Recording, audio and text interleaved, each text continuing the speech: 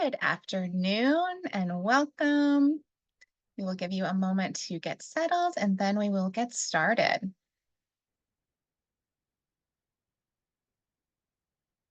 Thank you so much for joining us for today's webinar, which is From Under the Radar to All the Rage, Family Resource Centers and Family Resource Center Networks. I am Julie Matusik and I am a senior manager here at the National Family Support Network, and I will be your presenter for today. Just a couple of logistical things to cover quickly. If you are joining us online, you can listen directly through your computer speakers. And if you joined via the phone number provided, your line has been muted to minimize background noise. And for those of you that are online, you'll note that in just a moment, there will be a link to a Dropbox folder that you will see in the chat. And this is where you'll be able to access all of the handouts for today's webinar. And also want to mention too, if you have any questions as you think of them, we encourage you to enter them into the Q&A section of the Zoom console. So rather than the chat, please enter those right into the Q&A section of Zoom. If you are having any tech issues, we do have our wonderful live tech support here, Cheryl, today. So you can private message her in the chat if you have any questions at all. And I will try to get to all of the questions before the end of our webinar today. And if I happen to be unable to, someone from the National Family Support Network team will follow up with you after the webinar. And also want to mention too that today's PowerPoint, as well as those handouts that you see in the chat, and a recording of today's webinar will be available on the NFSN website by this time tomorrow, which you'll be able to find on the webinar Wednesday page. And last thing to note quickly, when you exit today's webinar, an evaluation will automatically appear on your screen. So we do ask that you take just a few moments to complete this, as it provides us with very valuable feedback to inform the development of future webinars. All right, so a little bit about me, a little bit about the webinar, and what you can access here. Excited to see who is with us here today. Let's take a look at this map, and you can see here that we have divided the United States and its territories into regions. So you can see where you are there, and Cheryl is going to launch a poll for us so we can see where you're joining us from. You will also see on the poll, we have options for you if you're joining from outside of the United States and its territories as well. So let's take a peek at that poll. All right, should be launched for you.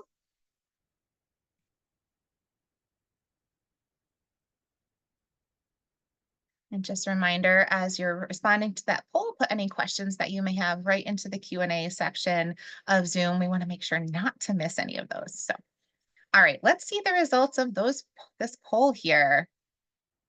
It's here, geographic diversity. All right. Well, we have the strongest representation from the West. So thank you for joining us this morning from the West Coast. And we also have representation from the Northeast, the South, and the Midwest. Very great. All quadrants represented. Wonderful, wonderful. Thank you so much.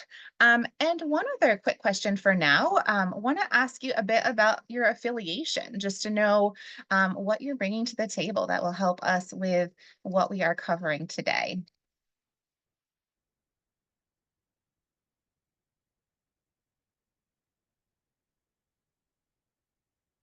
Okay, so let us know a little bit about your affiliation here. So maybe you represent a family resource center or a family resource center network, or maybe another type of family support program, or an early childhood program. And then we have the couple different government options there as well.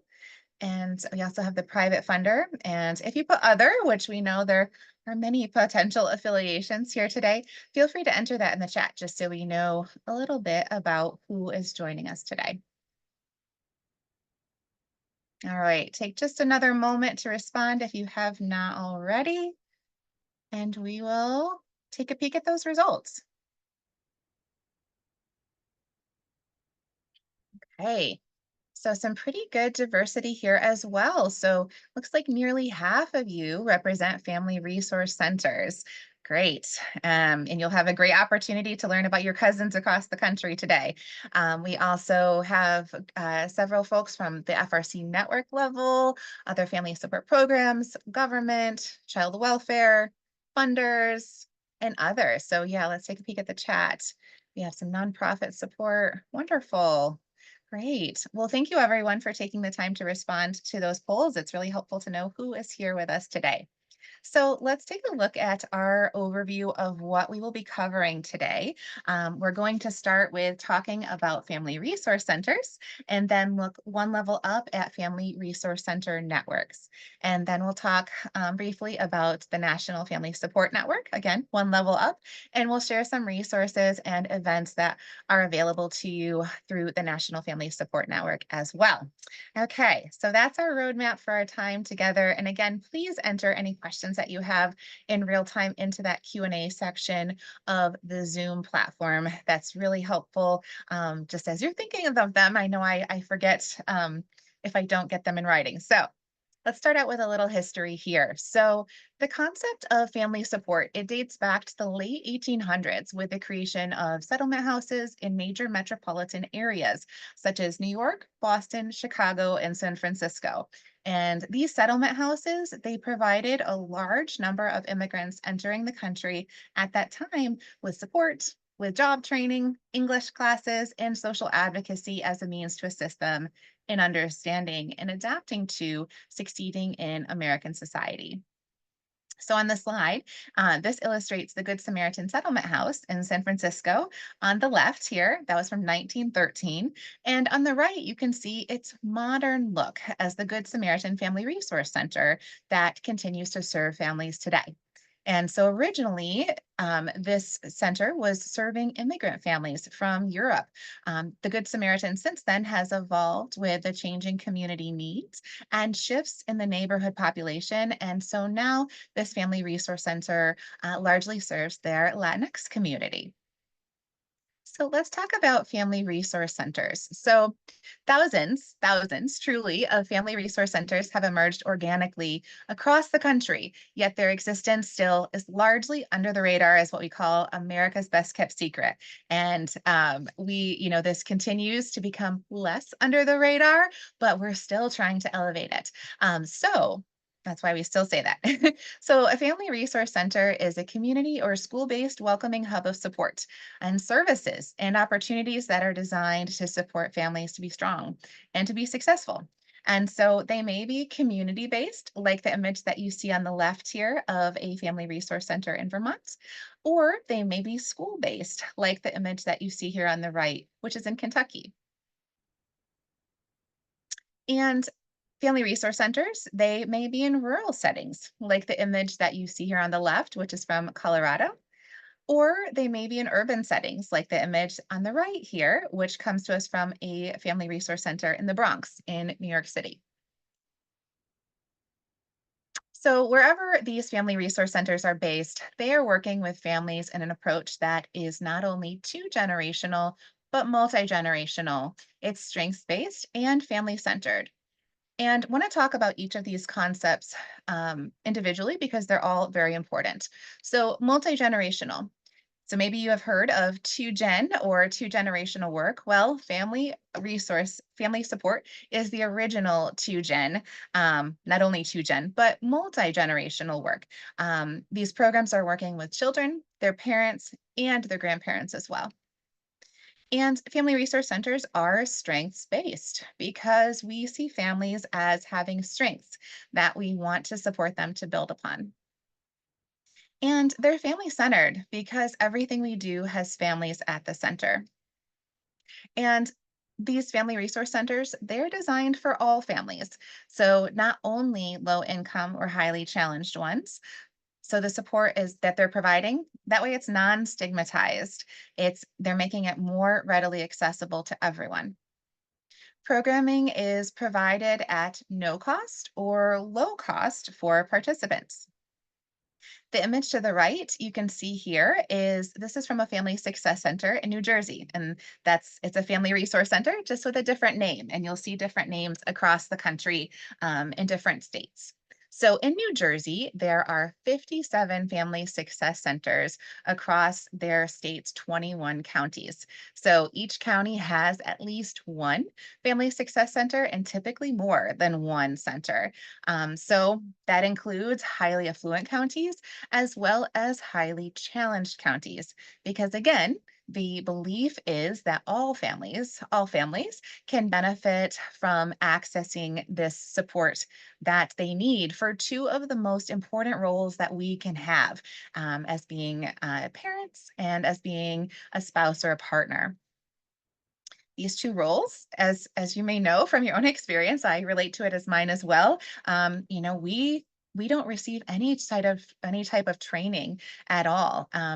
Hence the value of universal access to family resource centers. So, as we're talking about family resource centers, we need to name that this framework is so important to the foundation of family resource centers. The strengthening family protective factors you may have heard of before today.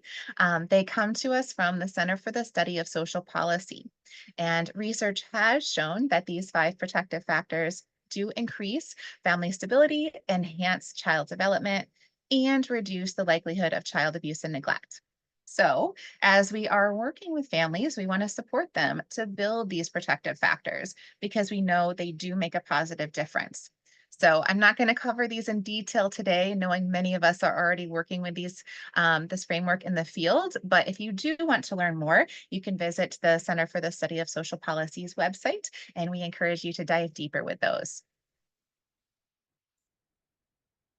So, a few more important things to name about family resource centers. So there is no dedicated federal funding for family resource centers. So if you think of programs like Head Start, home visiting, after school programs that do all have federal funding, FRCs don't yet. However, there are now more than 3,000 family resource centers that are working with more than 2 million people annually. So why are so many public and private funders at the state, the county, city, and community levels choosing to invest in family resource centers? Because they are just a good idea. They are cost effective. They are highly adaptable. So whether the type of community, like we talked about earlier, whether you're rural and herbal, mixing my words up here, urban, rural, or ethnic, the communities can be such a great influence on the type of family resource center that you will need in your community. And these family resource centers, they have demonstrated successful outcomes through multiple external evaluations. So, family resource centers, I know we have a lot here today. You may see some services here that you provide. And so, all family resource centers do look different across the country as far as what they're providing, what they're doing, because they are based on the needs of their community. So, as these conveniently located hubs, they are bundling and co locating many services that may be very well familiar to you. So, home visiting, evidence-based parent education, health screenings, play groups, fatherhood programs, family counseling, food banks, working together to provide these services. And like we were just talking about, because family resource centers are shaped by and responsive to their communities, we often say if you've seen one family resource center, you've seen one family resource center because they all do look so very different. And so the families, they're part of the shaping of that. They're hiring staff that represent and share the lived experiences of the families that are served. And they're leveraging parent advisory committees to help the development and implementation of their centers to make sure it is representative of their community.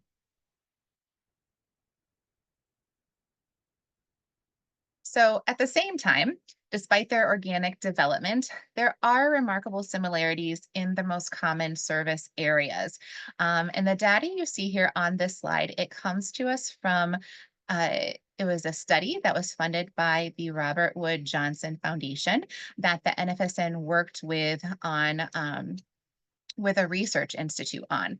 So you can see here, these are the most common service areas. So let's talk about these individually briefly. So parenting support exists here on a continuum from lighter touch to more intensive services. So a parenting workshop, a little bit more informal, little lighter touch. And then you can see parenting support groups using parents' evidence-based curricula. And then home visiting is the most intensive service, providing that most intensive type of parenting support for families. And then access to resources, same thing here. So from lighter touch to more intensive services. So enhanced information and referral, providing that information that families are needing, lighter touch.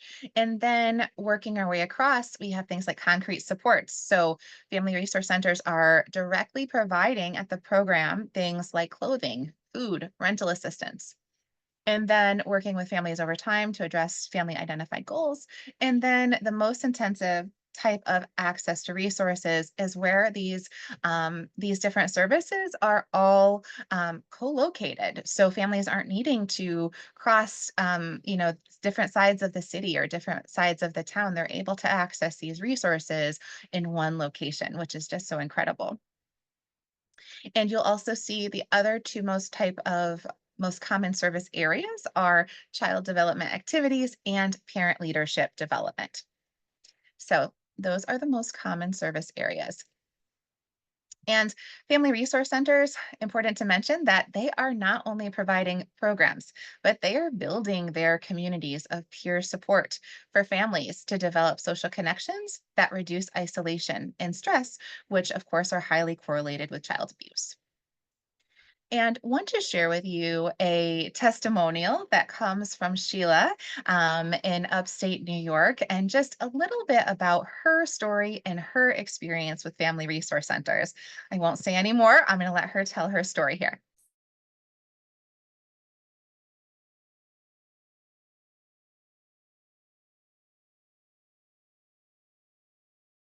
People underestimate how challenging it can be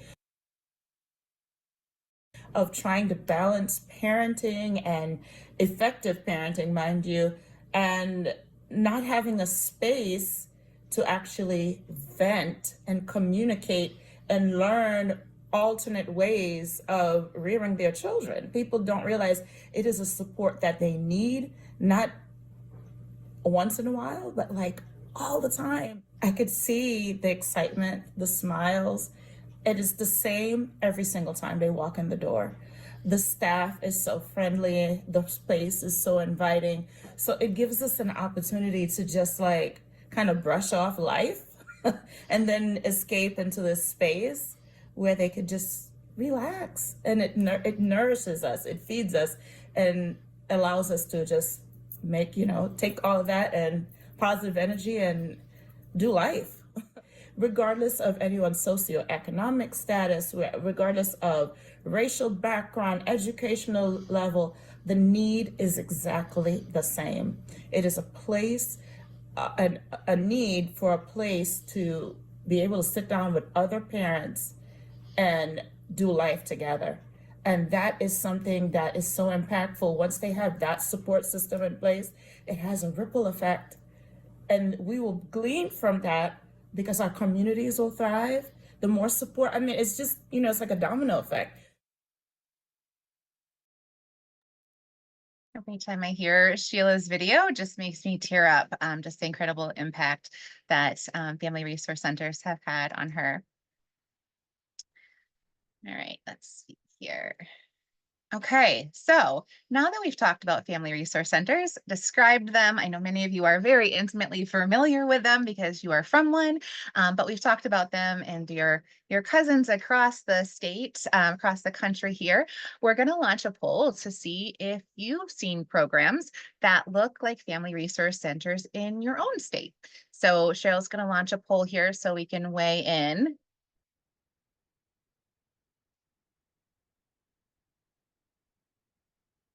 So, to your knowledge, does your state have family resource centers? All right, since that's a short question, we'll go ahead and peek at the results here. Okay, yes, all right. 89%. Yes, that is fabulous. And I know a couple of you said no, and a couple of you weren't sure. And that makes perfect sense because the title of this webinar is, bringing them from under the radar. It's a lot of times in the beginning, they are under the radar. And so it makes sense that you might not know that they exist just yet. So it's important to name just the incredible impact that family resource centers had during the pandemic. So two of the things that families really were seeking support for during the pandemic, parenting support and access to resources, they happen to be the bread and butter of any family resource center. So whether urban, rural, school-based, community-based, it doesn't matter. Family resource centers, they more than rolled up their sleeves to help support families in crisis. You can see here a couple of photos that are illustrating some examples. Kentucky did an amazing job with their drive-by shows of support for families in Kentucky. You can see infant distribution in Colorado. There's a virtual bilingual story time that was offered in Massachusetts. And then in Kentucky again, their school-based family resource centers, they took on delivering free lunches to students while schools themselves were closed. So we saw an exponential growth in family resource centers, really just doing what they do best during the pandemic. And so want to share a couple of highlights about state investments in family resource centers.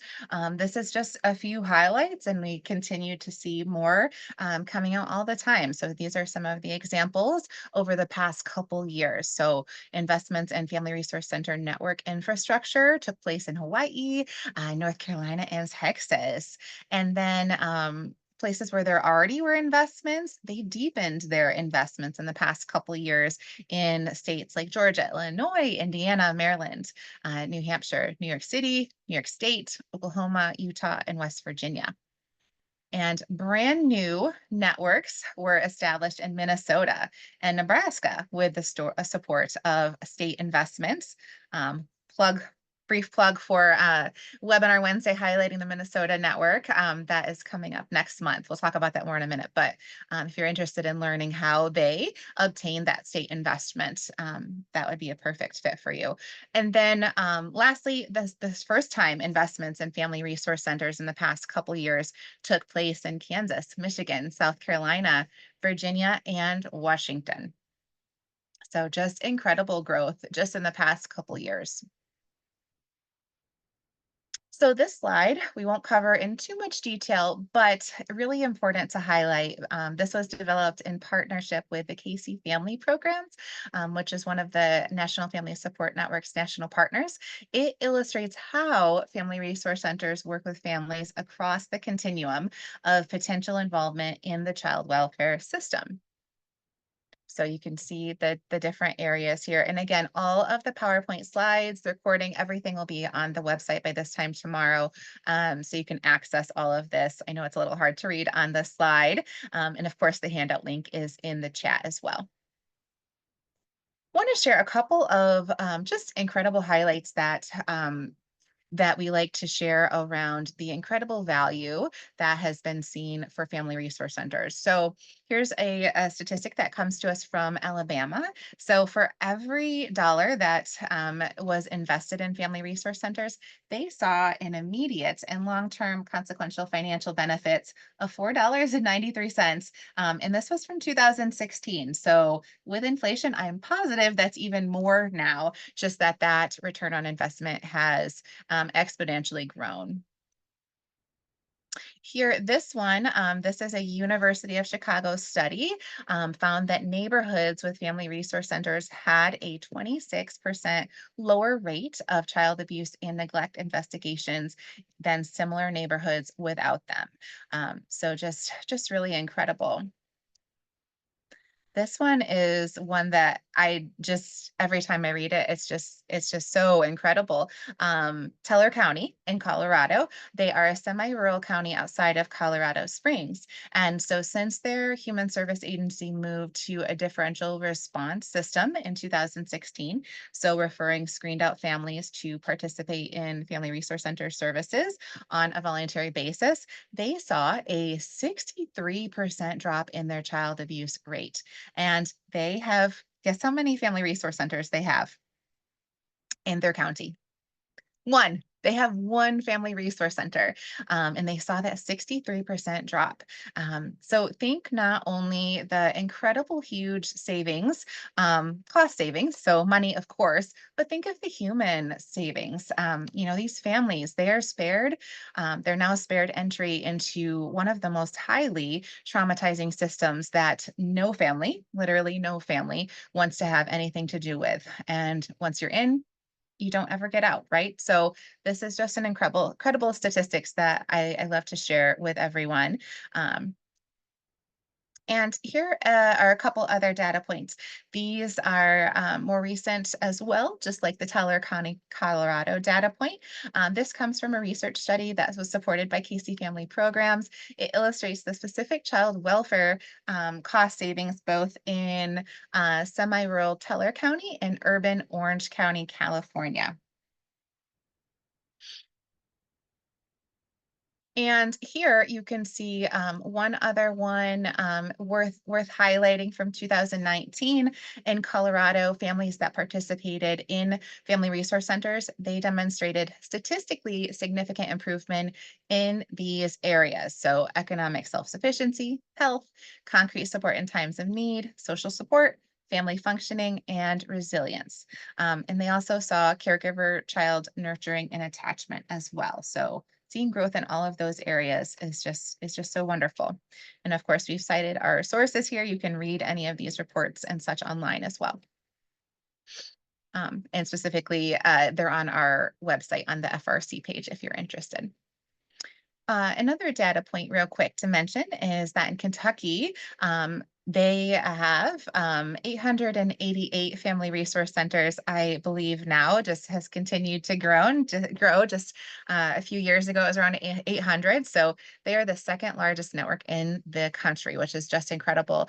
But they showed vast improvement in children's educational success and attainment since developing their family resource centers 30 years ago as part of their statewide education legislation. So they went from 45th place in 1990. They're now one of the top 15 school systems in the country. So again, just incredible to see the impact that family resource centers can have. So you may be thinking, okay, all of that sounds wonderful, but what does it start? What does it look like to start a family resource center? What does it cost to run one? Those are really good questions. So it's the short answer is that it varies in relation to local cost of living, specific programming, and physical space. So we highlight a couple examples here because they're kind of different ends of the spectrum, and there are many that fall in between these two. So a typical community-based family success center in New Jersey, they have an annual budget of around 240 to 300,000 a year. That's with 3 to 4 full-time staff. And then in Kentucky, again, a very different model, but doing incredible things for their communities. A school-based family resource center in Kentucky has an annual budget of around 33 to 82, anywhere in between, knowing they have so many. And those have 1 to 2 full-time staff. And then they also receive space, and some other resources are provided in kind. So you can see that the in-kind support is a dramatic effect on the budget. So um, just wanted to share a little bit about that. And then thinking about, how are family resource centers funded? We said already they're not federally funded yet. But how are they funded? Mostly by state, county, and municipal governments. Some family resource centers are funded by leveraging federal funds, such as community-based child abuse prevention funds, or CBCAP funds, and foundations, corporations, individual donors, and in-kind support. So just a great varied spectrum of how those are currently funded. And important to mention too that some programs leverage family resource centers to provide up to 12 months of in-home parent skill-based programs for parents and relatives who are candidates for foster care. So when we're talking about in-home, this means the children has not been removed, of course, not that the services are provided in the home. And these family resource centers that are providing these programs on the Title 4E prevention services or Family First Clearinghouse. They're using programs such as Incredible Years, Healthy Families, motivational interviewing, Parents as Teachers, Triple P. And also, important to mention another way FRCs can be leveraged to implement kinship navigator programs. Um, and networks of family resource centers can support the successful planning and implementation of Family First. New Hampshire was the very first state to do this.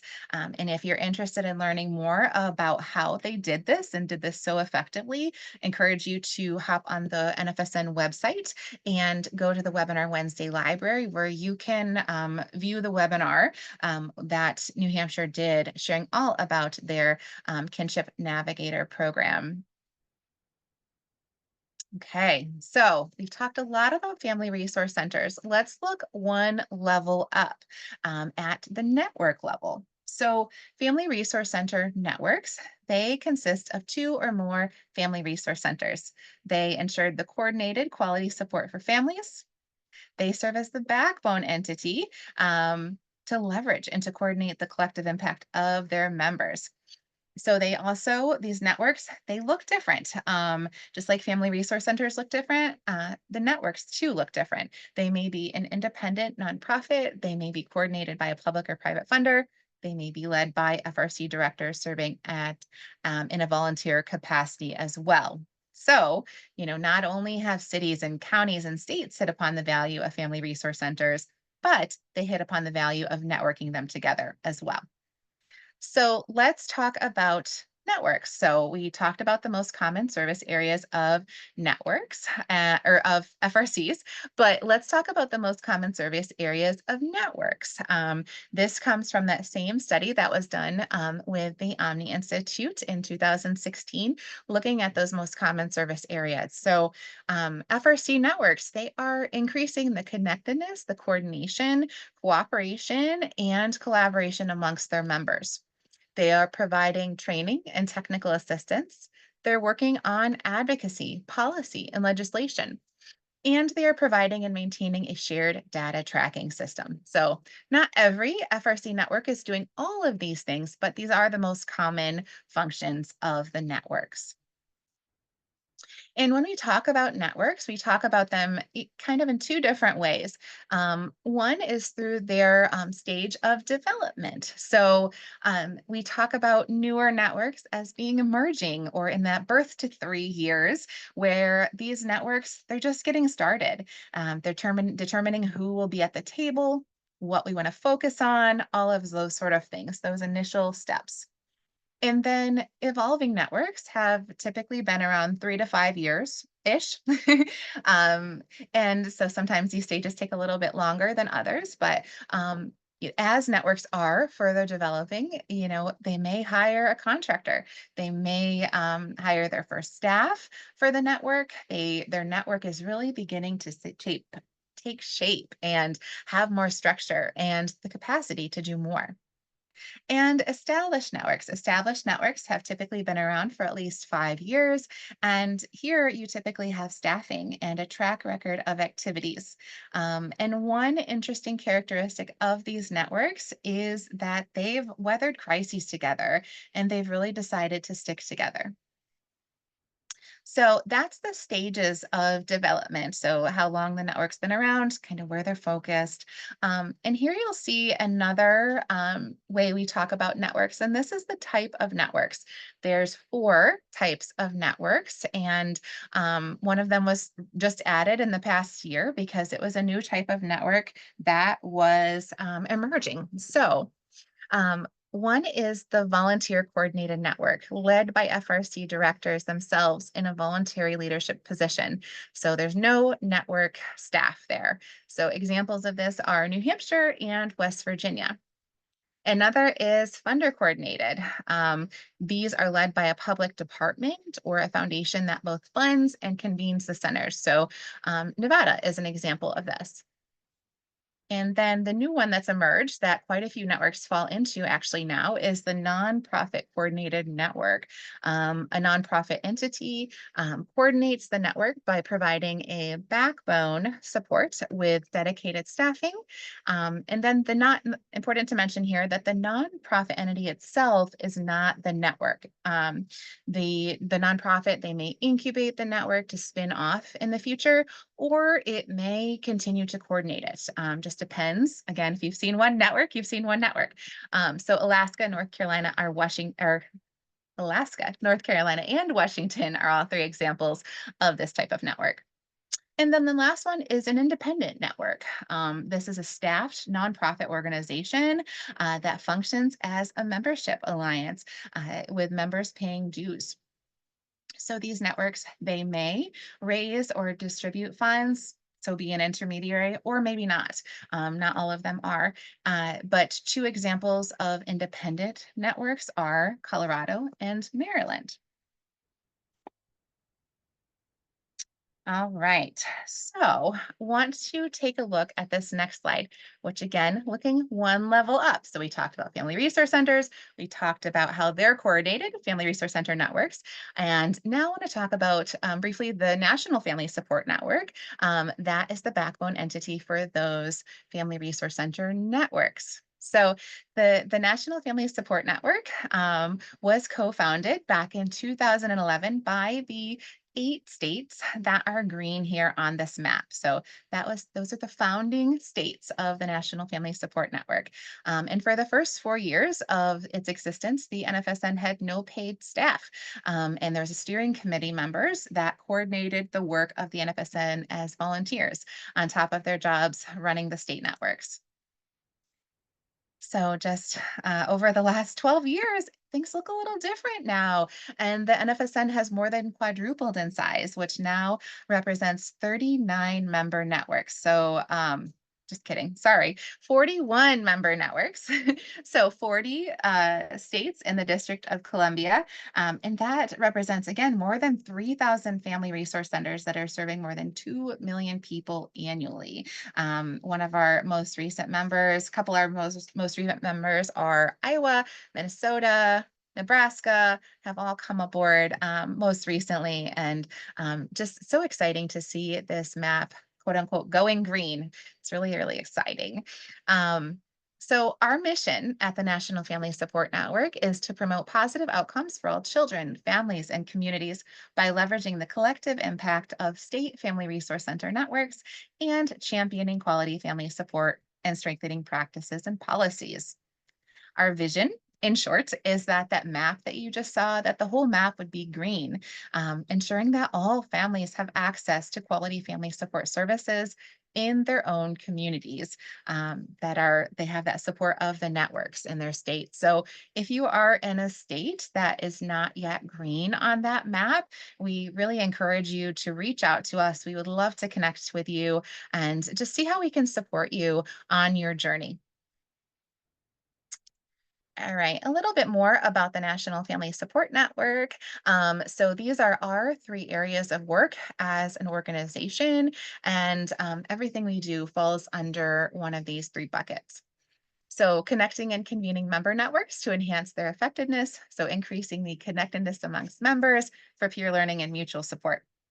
We also work to promote family support best practice and evaluation. So, raising awareness of what quality family support is and promoting a common language and standards and evaluation of it through the national implementation of the standards of quality for family strengthening and support. And last bucket, raising the visibility of the value and the impact of family resource centers and family resource center networks in order to strengthen and increase support for families. So, a lot of words, but just incredible work to advance our field. If you are thinking at all about membership, just want to share briefly kind of what the criteria is for membership. In order for a state to become a member of the National Family Support Network, you need at least two family resource centers, can be more, of course, but at least two coming together. Can be at any stage of development, can be more established, can be newer, anywhere in between. And there is one network per state. So if you're in a state that already has a center or an FRC network, we encourage you to connect with them to see about partnering, collaborating, joining, what that may look like. And here you can see the dues for the NFSN are intentionally kept very, very affordable, ensuring that all networks are able to access the services of the NFSN. And we intentionally have them lower for the first year because we want them to be able to get in and gain access that will help them grow and move forward. So, want to talk about too, just as we're talking about serving FRCs and FRC networks effectively, want to talk about briefly about the standards of quality because this relates to best practice in our work. So, these standards of quality, you may have heard of them before today. They are designed to be used by everyone. So, all stakeholders, public departments, foundations, community based organizations, and families as a tool for planning, providing and assessing quality practice.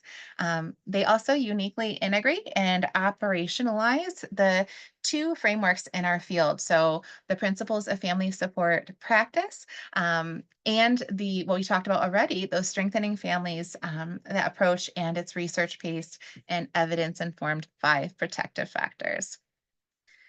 So these standards, they are creating a common language across different types of programs, creating great high quality expectations. So whether you are in a family resource center or another type of family support program, home visiting programs, child development programs, but creating that common language, it's so important. And it's helping ensure that families are supported through and strengthened through quality practice.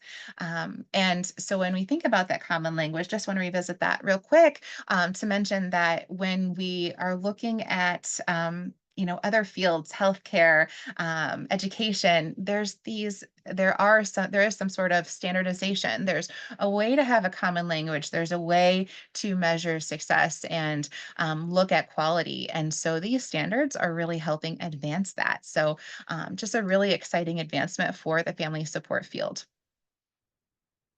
The revised version of the standards of quality was issued in March of 2021, and they reflect an enhanced focus on diversity, equity, and inclusion, as well as relevance for both the Canadian and US context.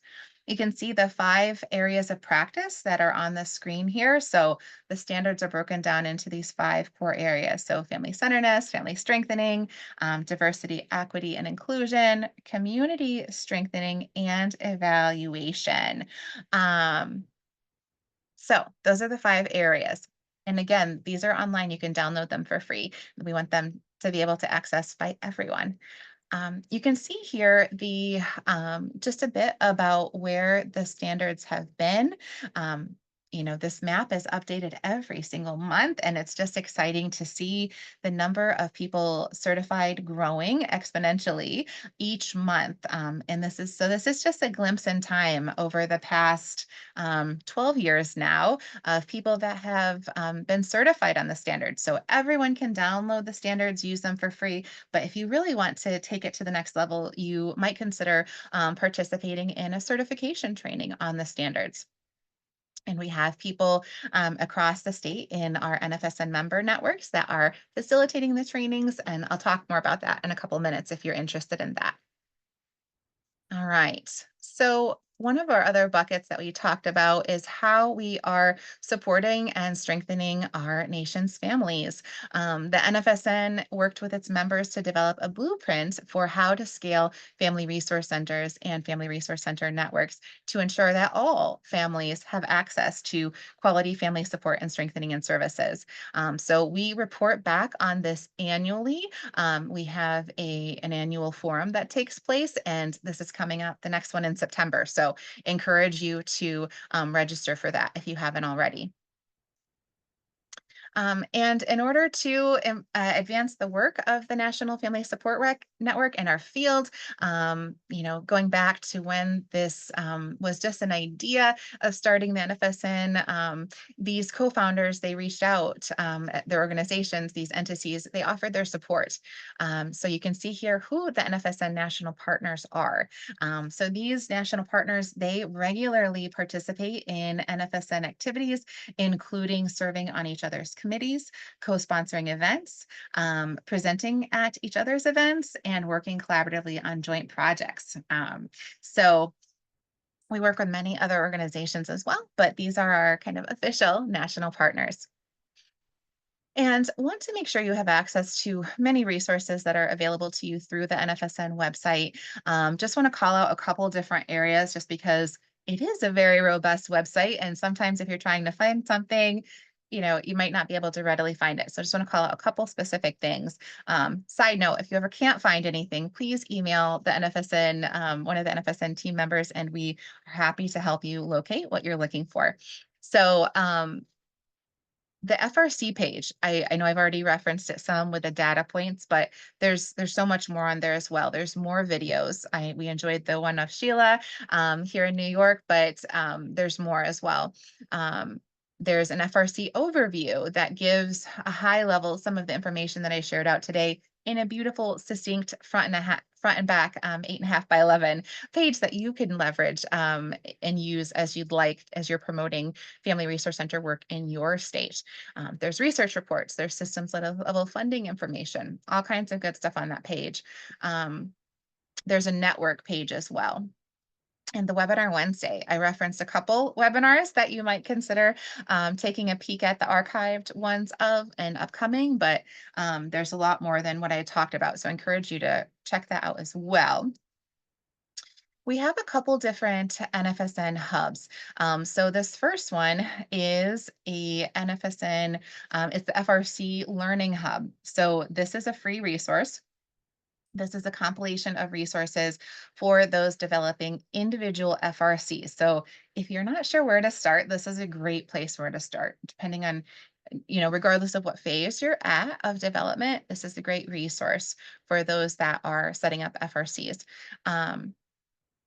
And the network hub, this is a compilation of both NFSN templates and documents for member networks that can be used as examples for FRC networks and funders of FRCs. So just so excited to thank the Casey Family Programs for funding the support and development of the Family Resource Center Learning Hub as well. So feel free to reach out if you have questions, put questions in the Q&A, but those are our two hubs. And then a little bit more about the network hub here. You can see some more specific examples of what is available in the network hub. So, network tools for FRCs. So, I know we have quite a few network folks on today. So, if you want to hop into that network hub, you can look at tools for FRCs. So, FRC evaluation frameworks, FRC requests for proposals. These examples all come from other state networks, and there's some NFSN templates as well. And then network tools for networks. So this is where you might find member agreements or network development continua, job descriptions, things like that. So encourage you to check out the both hubs there. Want to highlight one other resource too. These were actually just updated this year. And so encourage you to hop on the website for the member network snapshots. And you can see at a glance a bit about each of these networks. So you can see about their structure, their funding, what their network is doing, what their functions are, the year that they were founded. You can see at a glance just some of the information. You can download the whole compiled version of all of the snapshots. That would be the best way to get all of the information at once. And there's an interactive map as well. The just high level, some of the services that the NFSN is available for. Just want to call this out. We're always wanting to support you in your development, whether it's with FRCs or FRC networks. We can facilitate connections to NFSN member networks. We're happy to present for key stakeholders in your area, so education leaders, child welfare leaders, children's trust funds, other public and private funders about working with and investing in family resource centers. We also are available to provide technical assistance for Family Resource Center network development. And of course, there's so many different areas that technical assistance can be needed. And so definitely encourage you to check that out there. We just recently revised and updated with lots of new offerings, including the opportunity for a complimentary TA session to discuss where we may help and support you. So check that out if you haven't yet. Would love to have those conversations with you. And then we also offer trainings. You'll see registration for the standard certification trainings, the parent advisory committee trainings. We're going to be launching just the last pilot just wrapped up of Connect with Effect outreach training. So hot off the press, that will be coming out soon. So encourage you to keep an eye and register for those as well.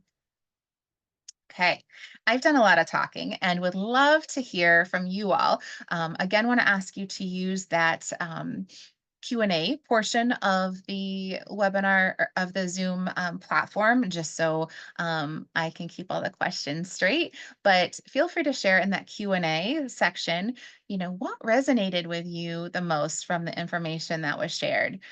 What would you be interested in exploring more? Any questions that you may have? We would love to hear from you and just really be able to support you no matter where you are. On your journey. And while you're thinking about that, what resonated with you and what would you be interested in exploring more? I want to share a couple resources and events that are available to you through the NFSN. So one of them I already talked about briefly, but at the end of this month, just next week, actually, it snuck right up on us. We have a really exciting webinar coming up about family resource centers that are working with African American families. And we'll highlight a couple different programs that are doing great work in this area. We regularly highlight family resource centers that are doing great work in different types of ways. So whether they're co-located in libraries, serving rural areas. You can see all kinds of archives of different types of work FRCs are doing. But this one is next week, so sign up if you haven't yet. And then just the following week, we actually just launched registration for this today. We're really excited to highlight the incredible work and development of the Minnesota network. They have just hit the ground running with their network development. They're one of the ones that we talked about that really receives state funding and leverages that. So encourage you to register for this. You can learn a little bit more about their network and what they'll be talking about specifically on the registration page, which is linked on the website. So if that sounds like something that would really help you, encourage you to check it out. If you can't make either of these live, they are recorded. So you can always check out the recording, at least like the day after is when they're live. So, we talked about the standards and just the great work that they can do to support you in your work in the family support field and with family resource centers and in family resource center network. So, encourage you to check out the training. It's a great way to move your work forward in our field. And so, if you go to the NFSN website, which is cited here on the page, you can and visit the hover over standards and then drop down to certification training page on the NFSN website to see if your state has a network that's already offering the standard certification training. If they do, you can connect right with them. There's the emails listed, so you can connect with them to see when the next training is, whether it's in Texas or California, you can take that training right in your state. If you are in a state where you do not have any offerings for the standards, you can sign up for an open certification training. The next one is the July one's already full, but the August one is has openings, and September, I believe, does too. So encourage you to check that out if that is something that would help your work. I mentioned earlier about how we're reporting out annually on how we are advancing the family support field. This is exactly what I was talking about and is coming up this fall. This is just a really great opportunity you'll hear from family resource centers. You get to do a virtual visit we do a school-based one and a community-based one. You'll get a chance to connect with networks and again, hear how we are advancing the field, hear how the family support field is being supported across the country. So encourage you to register for that. I don't know if I mentioned or not, but it is free. So be sure to register. All right, let's see here. Let's take a look. This slide, this is about our Together for Families conference. So this is sneaking right up on us. It's so exciting. Will be held in October. It's a virtual conference because it's an international conference. And this way we don't have to travel internationally. This is co-hosted by the National Family Support Network, the Center for the Study of Social Policy, both here in the States, and then the Ireland Network, as well as Families Canada. So you'll be able to hear plenaries and speakers from across the globe. This is kind of a big tent conference, we like to say, because it pertains to everyone, whether you are at the program level, network level, systems level, anywhere in between.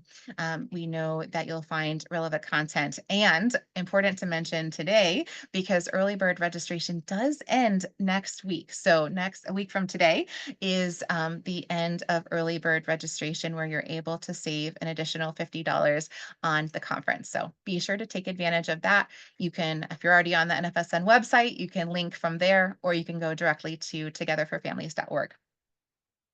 Okay. And here's my contact information. I know there was a lot of information, and if you had a question and forgot, just email when you think of it. That is totally fine. But let's look in the um, Q&A to see what we have here for questions. And again, if you haven't entered anything, there's still time. We still have a few more minutes left to make sure we can answer questions. So if you have any, please take a moment to do that. Let's see here. So there is a question about exploring more about advocating for more public dollars to support FRCs through grants. So designing funding opportunities in a way that's not burdensome, like a lot of state level funding opportunities are. Yeah, so that's a really great question, and we would love to connect with you to discuss that further. We cover at a high level here just how FRCs and FRC networks are supported. And you'll see if you log into the FRC the FRC hub, and I believe in the FRC network hub, if you go to the portion where it's talking about the tools for FRCs, um, there's the sample RFPs, there's sample, I believe there's sample grant proposals. You are welcome to use any of the resources that are cited on the FRC page, but definitely would love to connect with you individually to see how we can help support you with this, because we love to see states and different entities um, exploring how to advocate for more public dollars to support FRCs, where this is something, a goal that we're working on as well. Just really want to see that process supported, and with the goal, of course, that FRCs will receive federal funding eventually. So we'll give you a moment if you have any other questions. And as we are winding down, if questions are not coming in, I'll just check the chat just to make sure I didn't miss any in there. And I see there's a question about the PowerPoints being shared. So yes, those will be, thanks Cheryl for already answering that. But yeah, everything will be on the website. You'll be able to access that on the webinar Wednesday page by this time tomorrow. The recording, the handouts, everything will be there. This PowerPoint. Okay. All right, so I'm not seeing any other questions coming in. So to make sure I'm not missing anything. Okay. All right, great. Well, thank you again, everyone, for participating today. Just as a reminder, when you leave today's webinar, an evaluation will pop up on your screen, and it won't take long to complete, we promise. But we do read all of those surveys, and they do help inform the next steps for the NFSN, future webinar offerings, and it helps us know how to support you as well. So we really appreciate you taking the time to complete that survey when it pops up. And thank you again for joining us today. We really appreciate you taking the time out of your busy day to participate in today's webinar Wednesday. We definitely look forward to working with you moving forward. Feel free to reach out anytime. And thank you again for participating. Have a lovely, lovely rest of your Wednesday. Thank you. Bye-bye.